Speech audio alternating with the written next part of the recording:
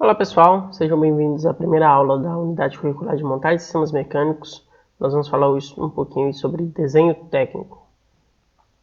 Então, desenho técnico mecânico, ele tem por objetivo transmitir a ideia do engenheiro ou técnico, lógico, quem é o desenvolvedor dele, né, em relação a uma determinada peça para que a mesma possa ser fabricada. Lógico, não será apenas sobre a peça a ser fabricada, mas também será em relação a um conjunto a ser montado, a um conjunto a ser feito uma manutenção, a uma peça a ser feita uma manutenção. Então, o desenho técnico ele tem como objetivo transmitir, ele tem como objetivo passar a ideia do desenhista, do projetista, para a pessoa que irá executar aquela atividade, seja uma manutenção, seja uma fabricação, seja uma alteração.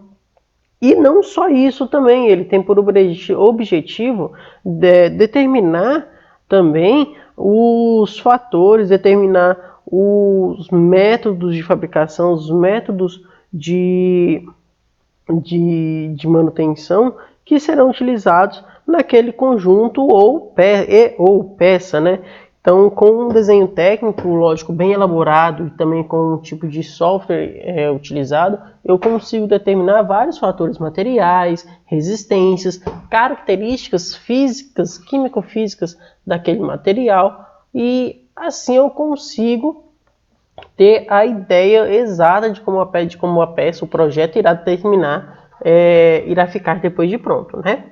Durante o desenvolvimento do projeto, da execução dos componentes e da montagem desses sistemas, o desenho é utilizado para criar, transmitir, armazenar e analisar informações.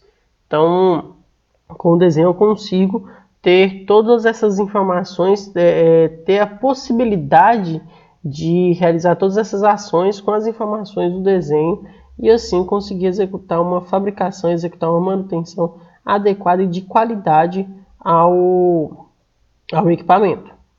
Auxiliando também no desenvolvimento de estratégias de fabricação, montagem e manutenção de máquinas e equipamentos, que foi como a gente comentou. Então, através desse desenho, eu consigo ter uma possibilidade de desenvolver uma estratégia, a melhor estratégia de fabricação, porque lógico que a gente sabe, fabricar uma peça não é só chegar lá, colocar ela na máquina e pronto, mandar a ferramenta para cortar material. Não, eu tenho que ter uma estratégia, eu tenho que saber qual a parte, qual o corpo dela eu vou estar executando primeiro, usinando primeiro, para eu ter possibilidade de depois, no segundo momento, que for executar outra parte dela, for executar um segundo corpo, um terceiro, quarto, quinto corpo dela, eu conseguir executar sem interferência desse primeiro. Então não é só eu chegar e colocar e cortar material, não. Eu tenho que saber qual parte eu vou fazer, eu tenho que saber como fazer, e são vários fatores que influenciam nisso aí. E o desenho nos dá essa possibilidade de desenvolvimento dessas estratégias. E para a gente poder compreender mais sobre desenhos, vamos falar um pouquinho aí sobre linhas. Então, os desenhos técnicos devem ser de fácil compreensão. Visto isso, é importante compreender os tipos de linhas que são utilizados em um desenho e quais são as suas funções dentro do mesmo. Ou seja, por que a gente está falando sobre linhas? Porque no desenho técnico eu preciso compreender alguns critérios, eu tenho que saber ler e interpretar ele. Então, se eu tiver alguma dificuldade de interpretação, se eu não souber o que significa um determinado componente, um determinado item desse desenho, acaba que eu não vou saber interpretar ou vou interpretar de forma errada. E isso irá prejudicar o meu projeto, o meu desenho, a minha peça a ser fabricada. Então eu tenho que tomar cuidado com isso. E as linhas nós temos esses tipos aí, ó. Então olha só, tipo de linha, a denominação e a aplicação. Então essa primeira, uma linha contínua larga. Essa linha contínua larga, esse modelo aqui, ela é utilizada em arestas e contornos visíveis. Como assim? Todo o contorno do objeto que eu vou estar visualizando, que eu consigo ver daquela parte, eu vou utilizar esse tipo de linha, que é a linha contínua larga. Outra linha, que é a linha contínua estreita, ela é utilizada em linhas de cotas, auxiliares e achuras. Essa linha é um pouquinho mais estreita, aí, ela é utilizada para as linhas de cotas e auxiliares e também para achuras quando necessário.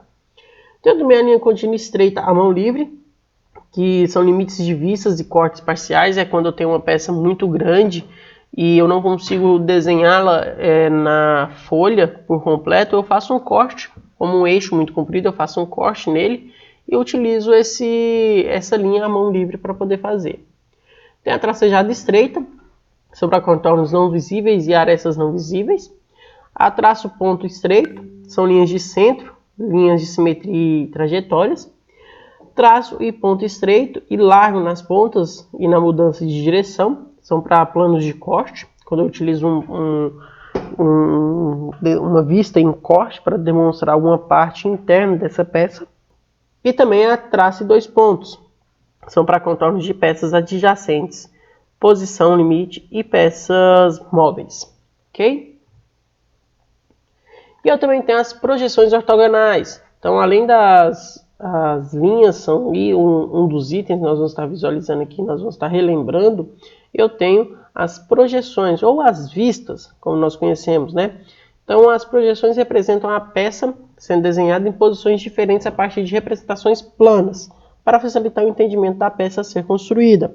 Então, as projeções nada mais é do que o uso das linhas, lógico, cada uma adequada à sua parte onde for desenhada, para demonstrar o formato, dimensões e posicionamento daquela peça ou também daquele conjunto a partir do desenho.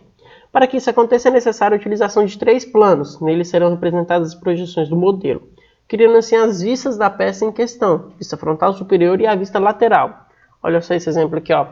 Então, 3 planos, como assim? Plano 1, que é esse aqui, ó, a vista frontal dessa peça. Então, o plano é onde ela vai estar representada. O plano 2 também é onde ela vai estar representada, olha só, essa visão aqui, ó. Opa, desculpa, essa visão aqui, né? A partir desse carinha aqui. Então, plano 2, visualizando ele de cima, então seria uma vista superior. E a vista lateral, que seria no plano 3 aqui, ó, esse carinha visualizando aqui. Você tá vendo desse lado de cá, partir para cá. Esse para cá e esse outro para cá, ok? Então aí eu tenho as 3 vistas, no caso as 3 vistas dessa peça em questão. São vistas onde eu consigo determinar alguns fatores, alguns itens aí a serem desenhados. As vistas frontal, superior e lateral são citadas como essenciais, sendo nelas que podem ser encontradas todas as dimensões da peça em questão. Todas ou então pelo menos a maioria das peças. Isso, lógico, quando nós necessitamos de utilizar um detalhe dessa peça, nós precisamos utilizar uma vista em corte dessa peça, mais uma vista em corte, né? Então, além das 3, eu preciso de mais uma, que isso pode vir a acontecer. Então, além dessas vistas, da vista superior, frontal, lateral, eu consigo utilizar também vistas auxiliares, onde seja necessário para o entendimento da leitura do desenho. No Brasil, é interessante a gente conhecer, é utilizado o primeiro diedro. Então, é apenas a forma de posicionamento em relação aos planos que serão utilizados para a criação das vistas, enquanto os outros países utilizam o terceiro diedro. Então, desenhos brasileiros eles vêm identificados aí pelo primeiro diedro.